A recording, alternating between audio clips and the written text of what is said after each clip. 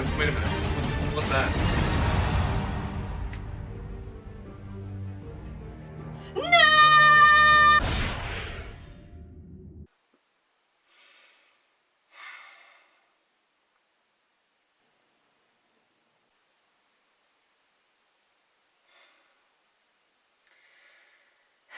So yeah, this week we're taking a look at The Mummy, because apparently there's some sort of ancient Egyptian clause saying that if you use the Book of the Dead, you must then watch The Mummy.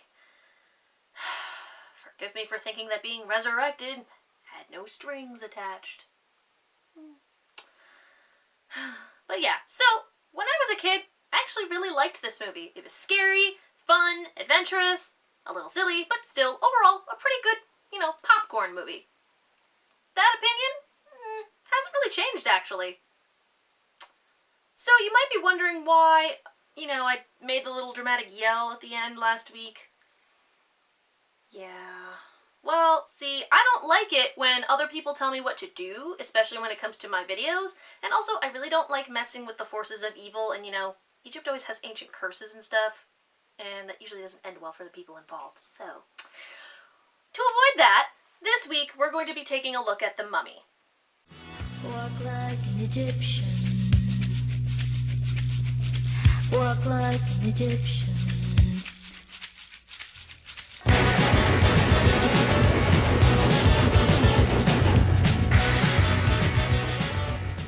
The movie begins pretty much where any mummy-centered movie should begin, ancient Egypt, a land of great history, architecture, and kinda shitty CGI.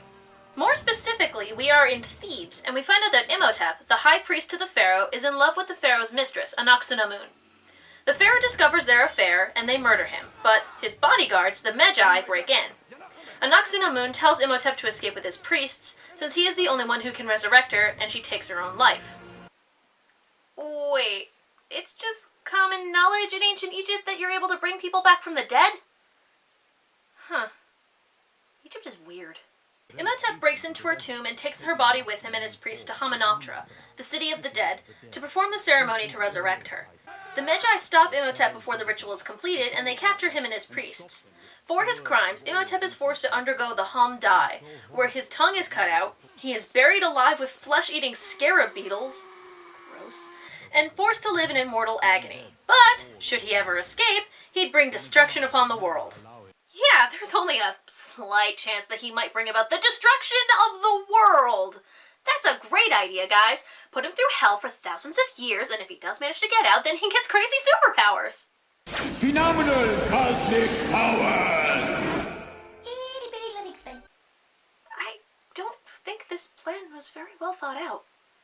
The Medjai vowed to keep watch over Imhotep's sarcophagus, and we cut to 3,000 years later, 1923, and some kind of battle is taking place. Don't ask me what or who, I don't really care. Brendan Fraser plays Rick O'Connell, as he and his companion Benny are about to go into battle with whatever the heck they're fighting. Benny runs away while O'Connell leads the small group. Forced to retreat, O'Connell is cornered and almost dies, but his pursuers run away after hearing some strange whispers.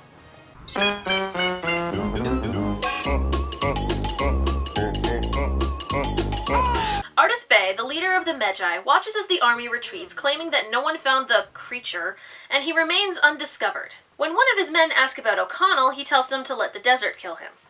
The creature remains undiscovered. Sir, that one guy might have seen something. Shouldn't we, take care of him? Nah, he will probably die in the desert. Are you sure? I mean, it'd be really easy to take him out from here.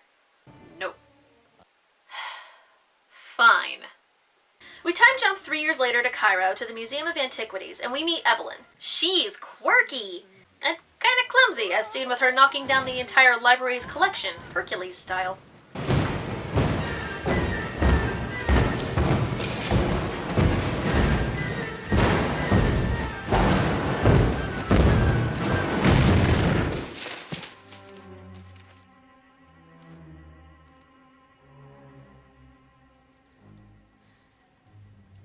Okay, whose big idea was it to set them up like dominoes? Give me frogs! Flies! Locusts! Anything but you. Compared to you, the other plagues were a joy. Ooh, foreshadowing. After giving Evelyn a jump scare, her brother Jonathan gives Evelyn an object he found on a dig in Thebes, and in it is a map that leads to Hamunaptra, which up until then was only considered a myth by scholars. Jonathan wants to go because of an untold fortune supposedly hidden there. The curator conveniently burns off part of the map, telling them not to pursue the city, and that it will probably lead to their death. All of a sudden, whoa, jump cut to a prison. Okay, where Jonathan tells Evelyn he actually stole the object from a man at a tavern, who is now imprisoned there. And it turns out to be none other than O'Connell. He tells them that he found it actually at Hamunaptra, and if they get him out of the prison, he can lead them there. Any last requests, pig? Yeah, loosen the knot and let me go. Yeah, man. Of course we don't let him go. Wow, that was actually kind of funny. Fun fact, Brendan Fraser almost died filming the hanging scene. He had to be resuscitated, so yeah, that's not acting. Evie manages to save O'Connell by telling the prison warden about Hamunaptra, and he proceeds to come along with them. O'Connell even cleans up for the trip. The Medjai, who basically just look like Egyptian ninjas, follow their boat to try to stop them. We meet a bunch of Americans who also have a guy who was at Hamunaptra, coincidentally on the same boat as Evie and the rest. Of course. Evie and O'Connell spend some time casually flirting and telling each other why each of them want to go to Hamunaptra. O'Connell finds that Benny is the one leading the Americans, and after throwing him overboard, he spots some watery footprints leading to where Evie went. Jinkies! O'Connell manages to save Evie, and even Jonathan manages to be of some use by getting the key, which will serve its importance later on in the story.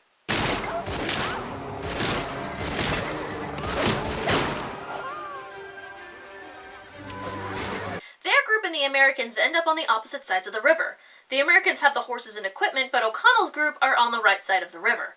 O'Connell, Evie, Jonathan, and the prison warden manage to get supplies and camels and head on their way to Hamunaptra, with O'Connell acting as their guide.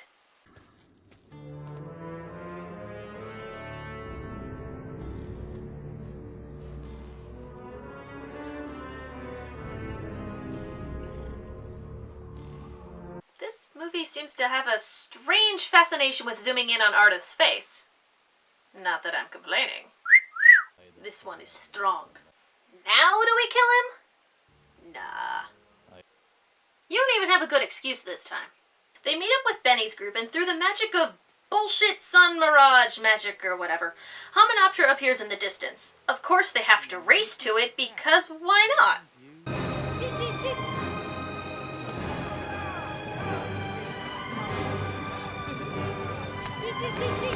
Okay, guys, I understand that the protagonist will win regardless, but in terms of speed, the horses probably should have won. I mean, yes, camels are good for the long run in the desert, but for a quick race, horses probably have you beat. The groups each begin to investigate the city, and Evie leads them in the direction towards where Imhotep's sarcophagus is buried. Do they know something we don't? They're led by a woman. What does a woman know? Oh, I cannot wait for Karma to eat your face. As they begin to look for what they think is the location of the Book of Amun-Ra, a solid gold book filled with ancient Egyptian history and records, O'Connell, impressed with Evie's ingenuity and knowledge, tries doing his best impression of a 10-year-old flirting. Here, this is for you. Go ahead, it's something I borrowed off our American brethren. I thought you might like it. You might need it for when you're down. Yeah, down. What are you looking at? Oh, he's adorable! Ah, I can see someone is a fan of Windows Movie Maker. As they begin to investigate the underground rooms, we find out a bit more about the prison warden, who continues to be unnamed. I hate bugs. I hate bugs. So what you're telling me is your inevitable demise will involve bugs. Got it. They run into the other group, putting on a tough guy contest with their guns. But Evie realizes they need to look elsewhere. She decides to dig below the statue while the others dig from above. The warden, in his greed, finds a bunch of what he thinks are jeweled scarab beetles and puts them in his bag. Man, there is no subtlety here, guys. The Americans decide to let the expendable characters open the tomb. For good reason. Salt acid! Whee! Opening the tomb above releases Imhotep's sarcophagus below to Evie's group. We cut back to the warden, who accidentally drops one of the beetles onto the ground, cracking the shell that apparently housed some live beetles. Well, we can't say we didn't see this coming, as it burrows under his skin to eat him alive. Oh, he was funny. Aw. Well, who is it? He that shall not be named. Voldemort? Evie figures out that the box that held the map turns into the key to opening the sarcophagus, but they get distracted by the warden's screams to open the sarcophagus. They set up camp for the night, and Jonathan takes a look at the warden's bag.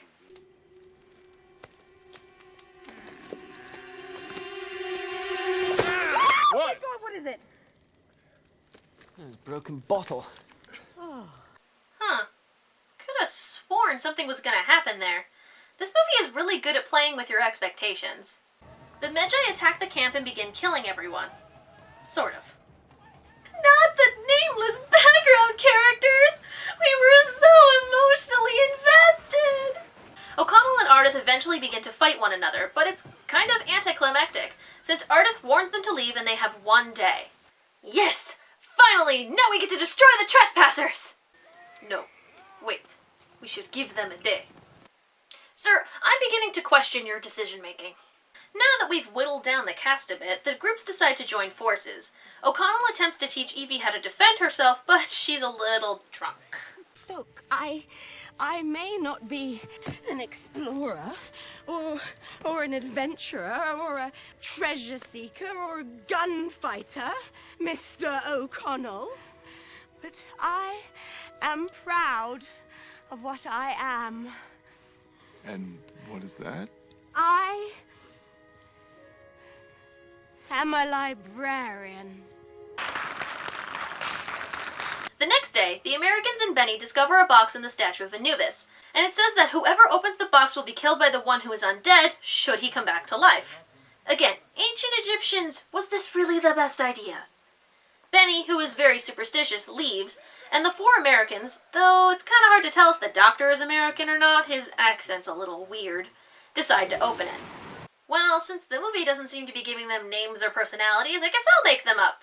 We have Doc, Glasses, Cowboy, and Trigger Happy. At the same time, Evie, Jonathan, and O'Connell open the sarcophagus to find Imhotep's body, which is still decomposing.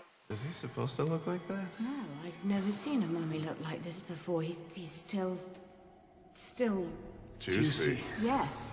So, yeah, this part's a little confusing, mostly because it's kind of hard to understand what the specifics of the curse were. They did say, eternal agony, so I guess that makes sense as to why his body is still decomposing. But he's not actually, conscious or awake, so how is he undead, but then his body's still decomposing?